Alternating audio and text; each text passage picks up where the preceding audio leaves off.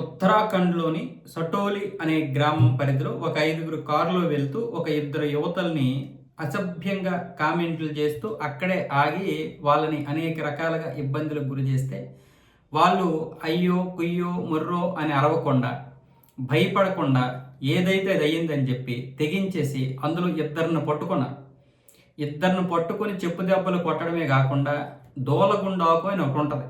దూలగుండ ఆకులతో కొట్టారు. దాన్ని అక్కడ ఏమైనా ఆకులు పిలుస్తారో తెలియదు కానీ ఆ ఆకులతో కొట్టడంతో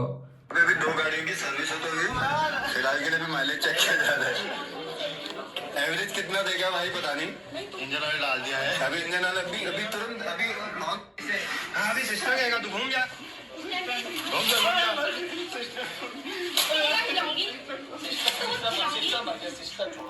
వాళ్ళకి పక్కన ఉన్నటువంటి యువకులు కూడా తర్వాత సపోర్ట్ చేశారు. ఎవరైనా ఎక్స్ట్రాలు చేస్తే మళ్ళీ వీళ్ళు వెళ్ళి కొడతామని చెప్పి పక్కన ఉన్నటువంటి వారు సపోర్ట్ చేశారు, కొట్టలేదు. ఆ విధంగా ఇద్దరు దొరికారు, ముగ్గురు పారిపోయారు. ఇలాంటి స్పాట్ పనిష్మెంట్లు ఉండాలి. తర్వాత వీళ్ళు వాళ్ళ మీద ఏ విధంగా కక్ష పెట్టుకుంటారో ఇది తర్వాత చాలామంది భయపడుతున్నారు. కానీ మొదటైతే తెగించాలి కదా. తెగించకపోతే వాళ్ళు ఏదైనా తెగించి చేస్తే ఇప్పుడు ఆది నిష్ఠూరం కంటే అంత్య నిష్ఠూరం మేలు అంటారు.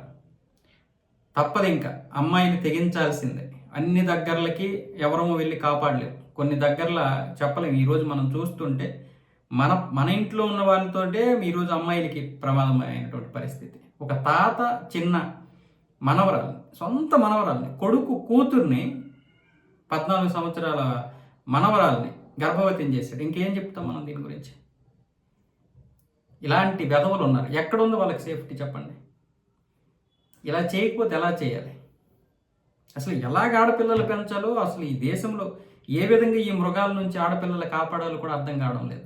చిన్న పిల్లలు, పండు ముసలి ఎవరిని విడిచిపెట్టడం లేదు.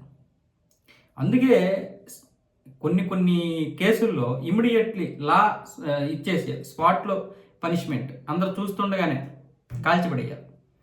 ఎన్కౌంటర్ కాదు, అందరూ చూస్తుండగా ఉరివేయాలి. తప్పదు. ఇంకా మార్పు రావాలంటే ఇంకేం చేయాలి? ఇంకేదైనా ఉంటే చెప్పండి, చెయ్యండి. ఏదో ఒకటి.